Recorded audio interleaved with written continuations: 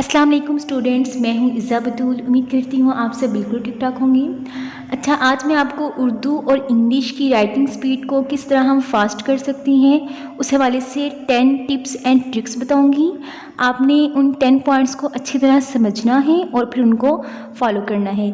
इंशाल्लाह इन 10 पॉइंट्स को फॉलो करके मैं गारंटी से कह सकती हूँ कि आपकी राइटिंग स्पीड बहुत हद तक तेज़ भी हो जाएगी और आप बहुत सी नई चीज़ें भी सीखेंगे। तो चलते हैं जी पॉइंट नंबर 1 की तरफ। फर्स्ट पॉइंट है कि आपने marker, pen, pointer, ball pen या फिर कोई भी चीज़ जिससे आप लिखना चाहते हैं वो कौन सा इस्तेमाल करना है ताकि आपकी राइटिंग का जो फ्लो है वो बरकरार रहे। मार्कर, कट मार्कर आपने उस टाइम यूज़ करना है। कट मार्कर 605, मास्टर कलम मार्कर या टेम्पो मार्कर्स अगर आपको कट मार्कर की राइटिंग आती है। अदरवाइज़ आप सिंपल मार्कर यूज़ करें। अगर आपको कट मार्कर की राइटिंग नहीं आती तो उसके चक्कर में आपकी राइटिंग बहुत स्लो हो सकती है, इसलिए वो मार्कर्स पेपर में यूज़ ना करें। पहले उन मार्कर से प्रैक्टिस कर लें, थोड़ा बहुत लिखना सीख लें, फिर आप पेपर में यूज़ करें ताकि उनकी वजह से आपकी राइटिंग स्पीड स्लो ना हो। उसके बाद पेन की तरफ चलते हैं। प्यारे बच्चों, पेन कभी भी आपने नया यूज़ नहीं करना। बोर्ड के एग्ज़ाम्स में आपने वो पेन यूज़ करना है जो आपके हाथ में चला हुआ हो, जिससे आपने 2-3 महीने अच्छी खासी प्रैक्टिस की हो और उससे आपका एक फ़्लो कायम हो चुका हो। और इसके अलावा जो आपने पेन यूज़ करना है या बॉल पेन या पॉइंटर, वो हमेशा लाइट वेट होना चाहिए और हमेशा उसका ढक्कन उतार के काम करना है, पीछे ढक्कन नहीं लगाना। अब चलते हैं जी सेकंड पॉइंट की तरफ। सेकंड पॉइंट है तरतीब। जी हाँ प्यारे बच्चों, आपने अपने पेन्स मार्कर्स की तरतीब का ध्यान रखना है। ज्योमेट्री बॉक्स में ज़्यादा मार्कर्स भी फिल नहीं करनी और कम मार्कर्स भी नहीं। आपके हाथ में जब आप काम कर रहे हो सिर्फ 2 से 3 चीज़ें हाथ में मौजूद हों। अगर आपके हाथ में ज़्यादा सी मार्कर्स मौजूद होंगी तो आप इस परेशानी में बैठ जाएंगे कौन सा मार्कर यूज़ करें, फिर आप दूसरा मार्कर, फिर तीसरा मार्कर। इससे टाइम काफ़ी वेस्ट होगा। तो राइटिंग की स्पीड को तेज़ करने के लिए आपके हाथ में सिर्फ 2 से 3 चीज़ें होनी चाहिए, बाकी चीज़ों को आप साइड पे रख दें। अब चलते हैं जी थर्ड पॉइंट की तरफ। थर्ड पॉइंट है इंक। आपने कौन सी इंक यूज़ करनी है? तो इंक सबसे बेस्ट डॉलर और पियानो की इंक है और एक और भी इंक है पेलिकॉन। पेलिकॉन की इंक है, तकरीबन 500 रुपीज़ की ऑलमोस्ट आती है। तो ये इंक भी सबसे बेस्ट लिखती है। कोशिश करें कि वो एक दफ़ा बाई कर लें, लेकिन अगर वो आप नहीं ख़रीद सकते तो कोई बात नहीं, आप डॉलर और पियानो की इंक से भी काम चला सकते हैं। अब चलते हैं जी फोर्थ पॉइंट की तरफ, जो बहुत ज़्यादा इम्पोर्टेंट है। वो ये है कि अच्छी लिखाई। अच्छी लिखाई से क्या मुराद है? अगर आप राइटिंग स्पीड तेज़ कर रही हैं और राइटिंग आपकी पहले ही से गंदी है तो प्यारे बच्चों कोई फ़ायदा नहीं है। राइटिंग स्पीड आप बेशक ना बढ़ाएं, क्योंकि आपकी राइटिंग ही इतनी गंदी है, चेकर को समझ ही नहीं आएगा कि आपने लिखा क्या है। तो राइटिंग स्पीड तेज़ करने के लिए सबसे पहले ये चीज़ ज़रूरी है कि आपकी राइटिंग अच्छी हो। राइटिंग अगर अच्छी होगी फिर स्पीड तेज़ हो या स्लो हो तो वो बात की बात है। पहले आप राइटिंग अच्छी करें, राइटिंग अच्छी करने के बाद उसकी स्पीड तेज़ करें। अब आपने राइटिंग अच्छी कर ली, पेन भी ले लिया, मार्कर भी ले लिया। अब मैं आपको सिखाती हूँ कि आप अच्छी राइटिंग से किस तरह स्पीड तेज़ कर सकते हैं। अच्छी राइटिंग के चक्कर में काफ़ी स्टूडेंट्स स्पीड को बहुत स्लो कर देते हैं और पेपर उनका फिनिश नहीं होता। तो पहले आप राइटिंग आपने अच्छी कर ली, अब मैं आपको स्पीड तेज़ करने के पॉइंट्स बताती हूँ। पॉइंट 5 है प्रैक्टिस। जी हाँ, अच्छी राइटिंग करने के बाद अगर आपकी राइटिंग फास्ट है या स्लो है, आपने प्रैक्टिस प्रैक्टिस प्रैक्टिस करनी है। प्रैक्टिस से क्या होगा? आपकी राइटिंग अच्छी हो गई है, वही राइटिंग आपकी जब आप स्पीड से लिखेंगे वही राइटिंग स्पीड से लिखने की वजह से ख़राब नहीं होगी, क्योंकि आपने प्रैक्टिस करनी है इस चीज़ की। अब प्रैक्टिस किस तरह करनी है? क्या बोर्ड के पेपर में बैठ के प्रैक्टिस करनी है, क्या अपने मंथली टेस्ट या फिर स्कूल के टेस्ट में प्रैक्टिस करनी है? प्रैक्टिस करने का मैं तरीका पॉइंट नंबर 6 में बताती हूँ। जी हाँ, पॉइंट नंबर 6 है टाइम मैनेजमेंट। प्रैक्टिस आपने अकॉर्डिंग टू टाइम मैनेजमेंट करनी है। इस बात का क्या मतलब है?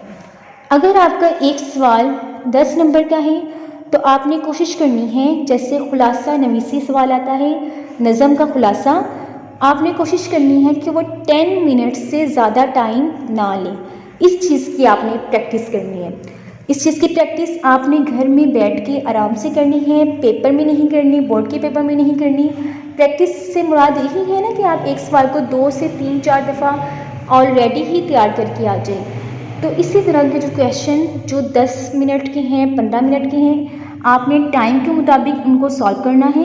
जैसे ही टाइम ख़त्म हो आपने अपने हाथ को लिखने से रोक लेना है। इससे क्या होगा, आपकी राइटिंग स्पीड तेज़ होगी। एक दिन लिखेंगे सवाल कंप्लीट नहीं होगा, दूसरे दिन लिखेंगे नहीं होगा। बार बार प्रैक्टिस करने से आप टाइम के मुताबिक अपने सवाल को कंप्लीट कर लेंगे। इसलिए मैं ये कहती हूँ कि हमेशा जब आप घर में फ्री बैठे हों हर चीज़ को लिख के देखें, लेकिन टाइम के मुताबिक। फर्स्ट पॉइंट आपने ही रखना है अच्छी राइटिंग का, सबसे पहले इसको आपने तरजीह देनी है। दूसरा पॉइंट आपने रखना है टाइम के मुताबिक काम करना है। अगर आपका पहले दिन नहीं हो रहा तो परेशान होने की ज़रूरत नहीं है। दूसरे तीसरे चौथे यहाँ तक कि महीना अगर आप लगाते हैं, एक मंथ लगाते हैं, तो महीने के लास्ट में इंशाल्लाह आपकी प्रैक्टिस से टाइम मैनेजमेंट आपके मुताबिक हो जाएगा। अब चलते हैं जी पॉइंट नंबर 7 की तरफ। यहाँ पे मैंने 6 लिख दिया है, लेकिन ये पॉइंट नंबर 7 है। 7 है प्रेशर। आपने कभी भी मार्कर या पेन को दबा के या फुल फोकस से या प्रेशर से काम नहीं करना। उससे क्या होगा, आपके जो मसल्स हैं वो दर्द करना शुरू हो जाएंगे, हाथों के मसल्स, आंखों में दर्द शुरू हो जाएगा, सर दर्द करना स्टार्ट हो जाएगा। जब आप बहुत ज़्यादा फोकस करेंगे और आइज़ को पेपर के बहुत ज़्यादा नज़दीक करके काम करेंगे, तो कुछ फासले पे अपनी आइज़ को रखना है और प्रेशर नहीं देना।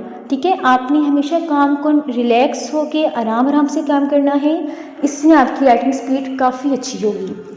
अब चलते हैं जी बहुत इंपॉर्टेंट पॉइंट की तरफ, अल्फाज का साइज़ कितना होना चाहिए। अगर मैं यहाँ पे बहुत छोटी राइटिंग करूँ, छोटी राइटिंग करने से क्या होगा, स्पीड तेज़ होगी। आपके जहन में यही माइंड है ना, आपके जहन में यही आइडिया ना कि अगर हम छोटा लिखेंगे तो राइटिंग स्पीड ज़्यादा होगी, लेकिन अगर ज़रा भरा भरा लिखेंगे तो राइटिंग स्पीड स्लो होगी। ये दोनों आपके जो आइडियाज़ हैं, कंसेप्ट्स हैं, ये गलत हैं। नॉर्मल राइटिंग करनी है अपने पेपर में, ना ज़्यादा छोटी हो ना ज़्यादा भरी हो, बिल्कुल नॉर्मल राइटिंग करनी है, जिस तरह मैं आपको करके दिखा रही हूँ।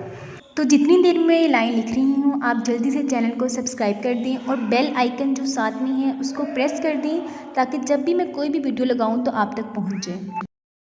अब चलते हैं जी सेकंड लास्ट पॉइंट की तरफ, जो आपने ख़ास तौर पे सुनना है वो है जी याद करें। याद करना क्या है कि आप जब भी कोई क्वेश्चन पेपर में अटेम्प्ट कर रही हैं उसकी आप पहले से तैयारी कर लें, पहले से उसको मेमोराइज़ कर लें, पहले से उसके बारे में कॉन्सेप्ट्स क्लियर कर लें। यानी कि पेपर के दौरान आपको कुछ भी सोचना ना पड़े उस सवाल से रिलेटेड, आपके माइंड में पहले ही से सारे पॉइंट्स, हेडिंग्स हों कि उस सवाल में जो आपने लिखने हैं वो सवाल बिल्कुल आपके जहन में क्लियर हो।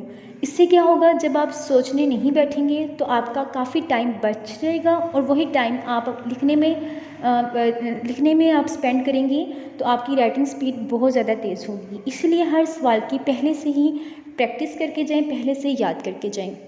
अब चलते हैं जी पॉइंट नंबर 10 की तरफ, लास्ट पॉइंट। और ये पॉइंट मुझे सबसे पहले बताना चाहिए था। ये पॉइंट है ज़हनी सुकून। आप जब भी पेपर कर रही हैं, टेस्ट कर रही हैं, कुछ भी कर रही हैं, आपने मेंटली आराम से काम करना है। आराम से ये मतलब नहीं है कि आप अलिफ लिख रही हैं, बे लिख रही हैं और आराम से मतलब ये है कि आपका जो माइंड है उसका फुल फोकस पेपर की तरफ हो और आपको और कोई परेशानी ना हो। आप बिल्कुल आराम से सुकून से काम करें, जल्दी की तरफ ना जाएं। जब आप पहले 9 पॉइंट को फॉलो कर चुकी हों, इस तरह ज़हनी सुकून भी कायम रहेगा और आपको इस बात का यकीन होगा कि आप पेपर को टाइम के मुताबिक सॉल्व कर सकती हैं, क्योंकि आपने पिछले 9 पॉइंट्स को फॉलो किया होगा, प्रैक्टिस की होगी, टाइम मैनेजमेंट के मुताबिक हर सवाल को अच्छी तरह मेमोराइज़ करके लिखा होगा। तो यहाँ पे अज़ानें स्टार्ट हो गई हैं, रिकॉर्डिंग मुझे ख़त्म करनी होगी। उम्मीद करती हूँ आपको ये वीडियो बहुत पसंद आई होगी। इस वीडियो में मैंने काफ़ी मेहनत की है, क्योंकि काफ़ी स्टूडेंट्स के कमेंट्स आ रहे थे, तो सोचने में मुझे टाइम लगता है। मैं 2-3 दिन एक वीडियो की प्रैक्टिस करती हूँ और फिर उसको बनाती हूँ। तो आज के लिए इतना ही। चैनल को सब्सक्राइब कर दें ताकि आने वाली वीडियोज़ आप देख सकें। अपना ढेर सारा ख्याल रखें, दुआओं में याद रखें। अल्लाह हाफिज़।